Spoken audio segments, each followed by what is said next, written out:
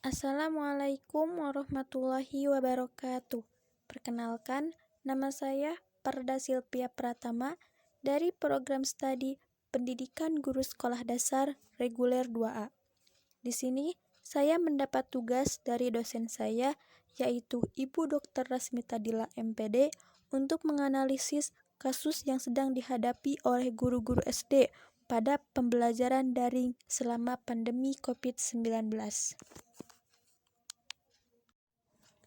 Di dalam artikel Persepsi Guru Sekolah Dasar tentang pembelajaran online selama pandemi COVID-19 ini, saya menemukan beberapa permasalahan yang dihadapi oleh guru-guru, terutama guru SD. Permasalahan yang pertama, strategi pembelajaran yang diterapkan oleh guru selama pembelajaran di rumah berdampak pada penurunan kualitas pembelajaran. Misalnya, ketika anak tidak paham materi, ia akan sulit berkonsultasi dengan guru, mau bertanya juga tidak bisa, sedangkan anak SD masih sangat membutuhkan asupan materi. Apalagi kelas rendah seperti kelas 1, kelas 2, kelas 3 masih sangat membutuhkan asupan materi yang perlu adanya penjelasan dari guru. Dari informasi yang saya dapat bahwa pembelajaran daring belum cocok digunakan di kelas rendah. Hal ini karena guru tidak leluasa memantau perkembangan anak secara keseluruhan. Mengontrol anak dari jarak jauh cukup sulit. Ditambah lagi dengan adanya anak yang jarang dibimbing oleh orang tua dan juga kurangnya pemahaman orang tua terhadap perkembangan si anak. Sehingga proses pembelajaran sebagian besar tidak terlaksana secara maksimal. Nah, permasalahan yang kedua, kesulitan menggunakan metode pembelajaran yang lebih menarik bagi siswa seperti di kelas karena kondisinya tidak memungkinkan. Jadi, pembelajaran secara daring juga membuat kurang optimalnya penyampaian materi pembelajaran yang disampaikan kepada anak-anak, sehingga pembelajaran dirasa kurang bermakna bagi peserta. Dalam penyampaian materi, metode yang digunakan guru juga kan terbatas, mengingat sulitnya mendapatkan kuota bagi guru, bagi orang tua, maupun peserta didik. Pembelajaran hanya dilakukan dalam grup WhatsApp. Namun meskipun demikian, tidak ada perubahan dalam banyaknya porsi kerja guru dalam menyiapkan proses pembelajaran yang lebih terbaik untuk peserta didik. Dalam pelaksanaan pembelajaran daring, guru masih merasa bingung dan menganggap respon yang diharapkan tidak pasti. Permasalahan yang ketiga yang saya dapatkan yaitu saat siswa mengerjakan tugas atau melakukan tanya jawab dengan guru, orang tua membantu mereka dengan memberikan jawaban agar mereka dapat dengan cepat menjawab pertanyaan. Kenapa dikatakan masalah? Karena ketika di rumah, otomatis yang mengerjakan tugas murid adalah orang tuanya. Apalagi yang orang tuanya tidak ingin ribet seperti malas mengajarkan kepada anak-anaknya. Yang ada, orang tua yang menyelesaikannya. Guru tidak bisa mengontrol perkembangan belajar siswa selama di rumah.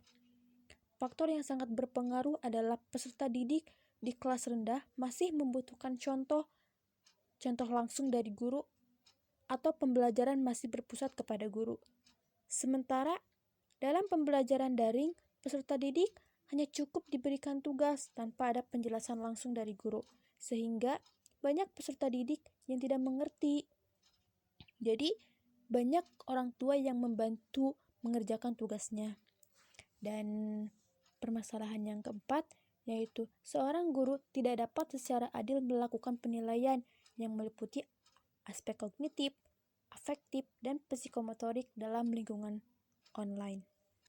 Dan permasalahan yang kelima yaitu guru menghadapi beberapa tantangan terkait munculnya kendala yang terkait dengan masalah teknis, karena tidak semua orang tua memiliki ponsel atau laptop, dan terkadang sinyal internet itu buruk, terutama yang di pinggiran kota. Dan ada juga keluarga yang orang tuanya kehilangan pekerjaan.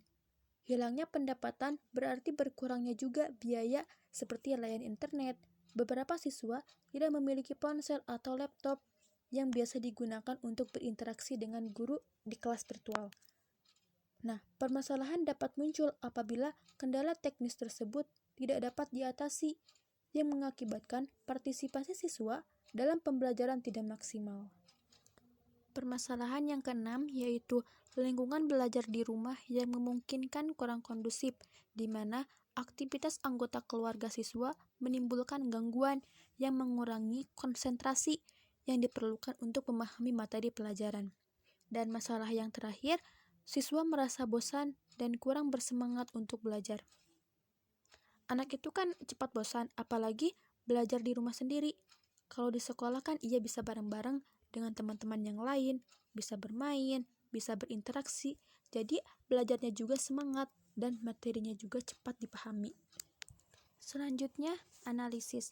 Dari masalah yang saya dapat, di sini saya menganalisis bahwa pengajaran dalam school from home tidak dapat berjalan dengan mulus jika tidak ada dukungan dari berbagai pihak, seperti pemerintah, sekolah, orang tua, dan siswa adalah pihak-pihak yang terlibat dalam proses pendidikan. Segala pihak harus dapat berkolaborasi dalam menciptakan pembelajaran yang dapat mencapai tujuan pendidikan. Yang pertama, pihak pemerintah ketika merubah sistem pembelajaran dari yang awalnya tatap muka menjadi serba online, berarti harus dapat menjamin proses pembelajaran dalam pendidikan berjalan secara lancar dan optimal dengan mengatasi berbagai macam kendala yang ada. Jadi misalnya, kendala yang banyak dikeluhkan itu sinyal. Berarti ketika guru memberikan tugas harus memberi kelonggaran waktu. Apalagi anak SD yang masih berada di kelas rendah, tidak jarang orang tuanya yang bekerja. Jadi si anak untuk mengerjakan tugas harus menunggu orang tuanya pulang, baru bisa mengerjakan tugas.